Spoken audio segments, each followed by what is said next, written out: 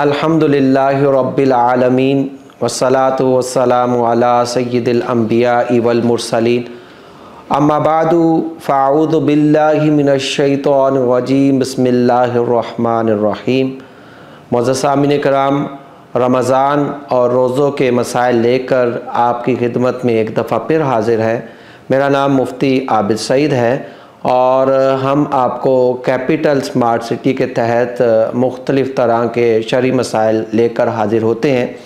चूँकि अभी रमज़ान का महीना जारी है और इसमें रमज़ान के मसाइल बयान किए जाते हैं और ये रमज़ान के सिलसिले में चौथा प्रोग्राम है। और आज के इस प्रोग्राम के अंदर हम आपको एतिकाफ़ और सदक़ाए फ़ितर के कुछ अहम मसाइल बयान किए जाएंगे।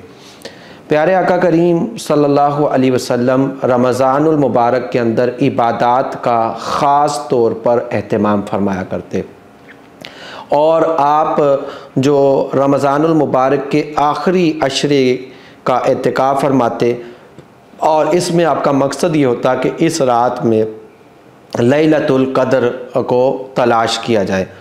और प्यारे आका करीम सल्लल्लाहु अलैहि वसल्लम का ये फरमान मौजूद है कि जिसने रमज़ानुल मुबारक का एतिकाफ़ किया तो गोया कि उसको 2 हज और 2 उम्रों का सवाब अता किया जाएगा। तो मस्जिद में अल्लाह तबारक व तआला की रज़ा के साथ अल्लाह की रज़ा हासिल करने के लिए ठहरना ये एतिकाफ़ कहलाता है। और इसमें शर्त यह है कि वो शख्स मुसलमान आकिल और हर किस्म की जनापत हैज़ो निफास से पाक होना शर्त है। इसके अंदर बालिग होना शर्त नहीं है। आम तौर पर जो इबादत होती हैं बालिग पर लाजिम होती है। एतिकाफ़ एक ऐसी इबादत है कि इसके अंदर बालिग होना शर्त नहीं। अगर कोई नाबालिग है लेकिन समझदार है, मस्जिद के आदाब का ख्याल रख सकता है, उसको एतिकाफ़ के मसाइल मालूम है, तो ऐसी सूरत में जो है वो एतिकाफ़ कर सकता है। और इसमें जामे मस्जिद का होना भी ज़रूरी नहीं। जामे मस्जिद वो होती है कि जिसके अंदर बाकायदा तौर पर जुमा होता है, बाकायदा तौर पर इमाम होता है, पंजगाना नमाज़ें होती हैं। तो ऐसी मस्जिद के अंदर एतिकाफ़ करना भी शर्त नहीं है। अगर कोई आम मस्जिद है लेकिन वहाँ बाजमात नमाज होती है और वहाँ अगरचे मुकर्रर इमाम ना भी हो तो ऐसी सूरत में जो उस मकाम पर एतिकाफ़ किया जा सकता है। जो सबसे अफजल एतिकाफ़ की जगह है वो मस्जिद हरम यानी खाना काबा है। यहाँ सबसे अफजल एतिकाफ़ है। खाना काबा अगर ना हो, अगर मैसर ना है तो फिर दूसरे नंबर पर मस्जिद नबवी बन जाती है। मस्जिद नबवी के अंदर दूसरे नंबर पर फजीलत आती है। इसके बाद जो मस्जिद अक्सा जो बैतुल मक़दस है वहाँ एतिकाफ़ करने की फजीलत है। और अगर किसी को ये तीनों मुयस्सर ना है तो फिर जहाँ भी चौथे नंबर पर जो भी आपके करीबी जामे मस्जिद है उसमें एतिकाफ़ किया जा सकता है। औरत के लिए एतिकाफ़ के मस्जिद में जायज़ नहीं है। औरत अपने घर में ही एतिकाफ़ कर सकती है। और इसमें एतिकाफ़ के लिए जो आम तौर पर औरतों ने घर के लिए नमाज का हिस्सा मखसूस किया जाता है, जिसको मस्जिद बैत से ताबीर किया जाता है, जिसको आम तौर पर घर की मस्जिद कह देते हैं। तो अगर उसने कोई कमरा मखसूस किया है तो फिर औरत उस हिस्से के अंदर ही रहेगी और वहीं एतिकाफ़ करेगी और वहीं वो नमाज़ें भी पढ़ेगी और वहाँ वो 10 दिन तक एतिकाफ़ भी करेगी। और अगर औरत ने कोई हिस्सा फ़िक्स नहीं किया, कभी कहीं नमाज़ पढ़ लेती है कभी कहीं नहीं, तो अब वो कोई अपने लिए जगह फ़िक्स कर ले। अब जब वो जगह फ़िक्स कर लेगी तो फिर वो उसका एतिकाफ़ का मकाम करार पाएगा। तो ये जो है उसमें इसी तरह मर्दों के लिए सुन्नत यही है कि वो मस्जिद के अंदर एतिकाफ़ करें। लेकिन नवाफिल वगैरह की सूरत ये है कि नवाफिल के लिए वो घर में अगर मर्द नवाफिल पढ़ते हैं तो उसके अंदर उसको सवाब पाएगा। एतिकाफ़ की जो 3 बड़ी किस्में बन सकती हैं। एक तो एतिकाफ़ वाजिब करार पाएगा। अगर किसी ने ये मन्नत मानी मेरा काम हो गया तो एक दिन मस्जिद का एतिकाफ करूँगा, तो ये एतिकाफ वाजिब करार पाता है। इस एतिकाफ के अंदर रोज़ा रखना भी लाजिम है और पूरा दिन का एतिकाफ करना भी लाजिम होता है। इसी तरह जो एतिकाफ की दूसरी किस्म बनती है सुन्नत मुअक्कदा। रमज़ानुल मुबारक के आखिरी अशरे का जो 10 दिन होते हैं, इसका एतिकाफ ये सुन्नत मुअक्कदा है। 20वीं रमज़ान के गुरूब होने से पहले पहले आम हमारा वो एतिकाफ शुरू हो जाता है और उसके बाद 29 का चांद हो या 30वीं का वो सूरज गुरूब हो जाए, उसके बाद अब वहाँ से एतिकाफ उठ सकते हैं, यानी आपका एतिकाफ पूरा हो जाएगा। तीसरी जो एतिकाफ की सूरत होती है वो नफिल एतिकाफ है। इसके अलावा जब भी आप मस्जिद में जाएं, आप नियत कर लें नवैतु सुन्नतल एतिकाफ, मैं एतिकाफ की नियत करता हूँ। तो जब तक आप मस्जिद में रहेंगे उस वक्त तक इसमें आपको अल्लाह तबारक व तआला आपके फरिश्तों से आपके नाम अमाल में नेकियां लिखवाता रहेगा। तो ये एतिकाफ की कुछ सूरतें थी। अब इसमें जो है एक चीज़ याद रखें कि एतिकाफ की सूरत में जब बंदा मोतकिफ़ हो गया, अब उस पर शरीयत की तरफ से कुछ पाबंदियां लाजिम हो जाती हैं। अब इन पाबंदियों में से ये है कि वो ना तो जानबूझकर मस्जिद से निकल सकता है, ना भूले से निकल सकता है। यानी किसी सूरत में भी मस्जिद से बिला ज़रूरत निकल जाए, चाहे वो जानबूझकर निकले या भूले से निकल जाए, तो फिर ऐसी सूरत में उसका एतिकाफ टूट जाएगा। और इसी तरह अगर औरत बिला ज़रूरत अपने बैत से निकलती है, अब वो ज़रूरत कौन कौन सी हैं वो मैं आपको बयान करूंगा कि कुछ सूरतें ऐसी हैं कि जो ज़रूरत के तहत आती हैं, उस ज़रूरत की वजह से वो बाहर जा सकती हैं। लेकिन बिला ज़रूरत की हम बात करें कि बिला ज़रूरत एतिकाफ से बाहर नहीं हो सकती। तो अगर बिला ज़रूरत मर्द मस्जिद से बाहर चला गया या औरत जो है अपने बैत से बाहर चली गई, तो फिर ऐसी सूरत में उसका एतिकाफ टूट जाएगा। अब वो कौन सी बुनियादी सूरतें हैं?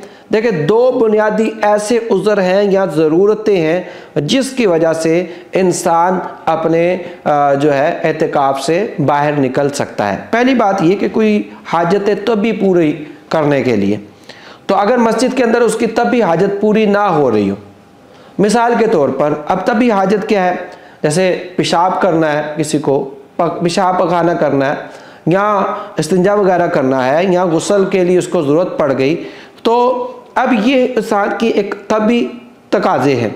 इस तभी तकाज़े में अगर उसकी मस्जिद के साथ अटैच वाशरूम नहीं है, तो अब उसको बाहर निकलना पड़ता है।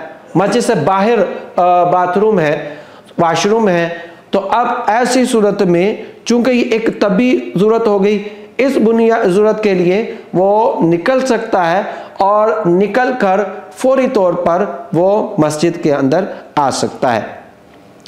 लेकिन गुस्ल जो है, गुस्ल अगर शरई तौर पर फ़र्ज कर ले गुस्ल लाजिम हो गया, तब आम तौर पर ठंडक हासिल करने के लिए गुस्ल करने की इजाज़त नहीं होगी और इस तरह जाना भी मुनासिब नहीं है। और ख़ास तौर पर कि जब ये जो है सिर्फ ठंडक हासिल करना है या फिर फ़र्ज कर ले बदबू करनी है, दूर करनी है अपने जिस्म से आ रही, इस सूरत में अगर मस्जिद से बाहर है तो फिर इजाज़त नहीं होगी। मस्जिद के अंदर है तो फिर इसका एक हीला इख्तियार किया जा सकता है, लेकिन इसमें मेरी गुजारिश होगी कि आप इसको इख्तियार ना करें, क्योंकि आम तौर पर ऐसा होता है कि मसाजिद के अंदर पानी की कमी होती है। अगर हर मुत्तकिफ नहाने के लिए चला जाए तो मस्जिद वालों को बेचारों को परेशानी का सामना करना पड़ सकता है। तो वो ज़रूरत वो शरई हिला ये हो सकता है कि अगर वाकई किसी को इस्तिंजा वगैरह आया है और वो इस्तिंजे के लिए जाता है, अब फालतू कपड़े उतार देता है, अब ये हाजत तभी के लिए जा रहा है, अब इस्तिंजा किया, वज़ू टूट गया, अब उसको तहारत हासिल करनी है नमाज के लिए, तो वो अब तहारत सुगरा यानी वज़ू से भी हो सकती है, कुबरा के भी यानी गुस्ल के ज़रिए भी हासिल हो सकती है। अब ये एक बुनियादी एक हिला एक ज़रूरत के तहत आ गया, इस बुनियाद पर तो गुस्ल किया जा सकता है या जनाबत की वजह से, इसके अलावा कोई दूसरी सूरत में उसको मस्जिद से जाने की या गुस्ल करने की इजाज़त नहीं होगी।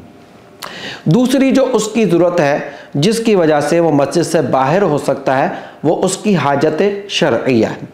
हाजत शरइया ये है कि ये एक मस्जिद है और इस मस्जिद में यहाँ फ़र्ज़ कर लें ईद और जुम्मे की नमाज नहीं होती। यहाँ फ़र्ज़ कर लें अज़ान दिए जानी है, तो अज़ान के लिए जो मीनारा है, आजकल तो मस्जिद के अंदर होते हैं, पहले के दौर में जो बाहर मस्जिद से हट कर मीनारा होता था वहाँ जो थी अज़ान दी जाती थी। तो अगर किसी ने जुम्मा अदा करना है, अब जुम्मा अदा करने के लिए इस मकाम पर नहीं होता, उसको दूर जाना पड़ता है, तो अब ये उसकी शरई ज़रूरत हो गई, क्योंकि मुकीम पर जुम्मा लाजिम है। अब ये शरई ज़रूरत के तहत निकल सकता है, अब जाए और जुम्मा अदा करे और फौरी तौर पर वापस आ जाए। ये नहीं होगा कि वो रास्ते में ख़रीदारी कर ले, रास्ते में बातें करनी शुरू कर दे, बल्कि वो जुम्मा अदा करके और फौरी तौर पर आ जाए। तो ये दो बुनियादी, एक तबी ज़रूरत है और एक शरई ज़रूरत है। इन दो ज़रूरतों की वजह से इंसान मस्जिद से बाहर निकल सकता है। इसके अलावा किसी और वजह से निकलेगा तो उसका एतकाफ़ टूट जाएगा। लिहाजा ना तो एतकाफ़ की हालत में किसी मरीज़ की इयादत के लिए जा सकते हैं, ना फिर इस सूरत में ये हो सकता है कि कोई अजीज़ फौत हो गया, अब जाएं और फिर जाकर जो है उसमें कि जी जनाजा उसका पढ़ाएं, ऐसा करने की इजाज़त नहीं होगी, बल्कि जो है इसके दो ज़रूरत की बुनियाद पर नहीं निकलेंगे। अब किसी का अगर फ़र्ज़ कर ले एतिकाफ़ टूट जाता है, तो अब ऐसी सूरत में लाजिम ये होगा कि जब रमज़ान का महीना ख़त्म हो जाए तो फिर एक दिन एतिकाफ़ की नीयत से ये मस्जिद के अंदर बैठ जाए,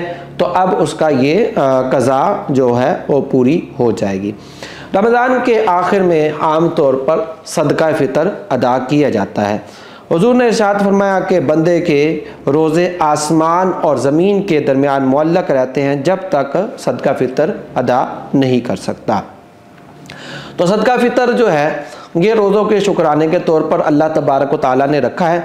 सदका फ़ितर के लिए कोई वक्त मखसूस नहीं है, आप अपनी पूरी ज़िंदगी में जब चाहें इसको अदा कर सकते हैं और ये अदा ही होगा और इसमें क़ज़ा नहीं होगा। और ना ये फिर कि ईद गुज़र गई है तो ये इंसान के ज़िम्मे साकित हो जाएगा, बल्कि जब एक दफ़ा इंसान के ज़िम्मे लाजिम हो जाए तो फिर जो है ये साकित नहीं होता, लेकिन इसकी अदायगी फौरी तौर पर लाजिम नहीं होती। सदका फ़ितर के हवाले से एक बात याद रखिए कि जब ये जो सदका फ़ितर शख्स पर लाजिम होता है, माल पर लाजिम नहीं होता। लिहाजा अगर कोई सुबह सादिक से पहले मौजूद था, अब सुबह सादिक के बाद उसका इंतकाल हो जाता है तो सदका फ़ितर वाजिब हो गया, तो लिहाजा ऐसी सूरत में उस पर अदा करना लाजिम होगा। लेकिन अगर फ़र्ज़ कर ले सदका सुबह सादिक से पहले मर गया, अब अगरचे माल है लेकिन वो शख्स मौजूद नहीं, तो उस पर सदका फ़ितर लाजिम नहीं होगा।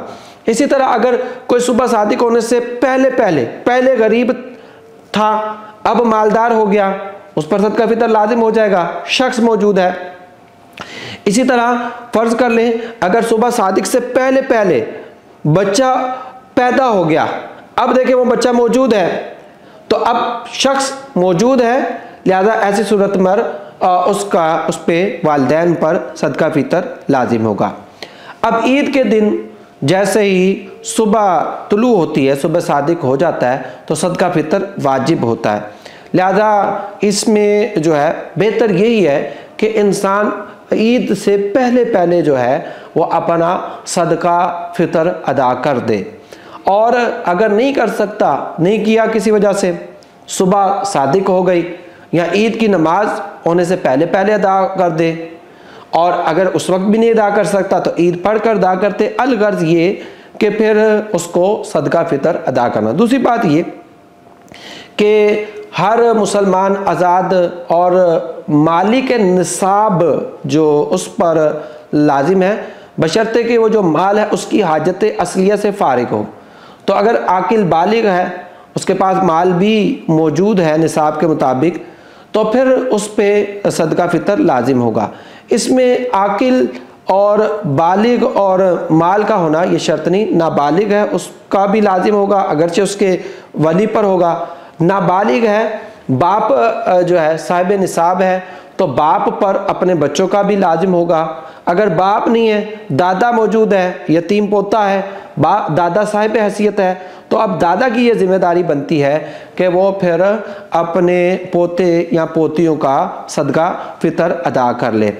तो आमतौर पर बाप जो है वो नाबालिग बच्चों का अदा दिए जाते हैं। अगर बालिग है तो फिर उस औलाद का सदका फितर देने के लिए औलाद की इजाज़त ज़रूरी है। अब ये इजाज़त दो तरह से हो सकती है कि वालिद ने पूछा अदा कर दूँ, औलाद कहती है कर दें, हो जाएगी।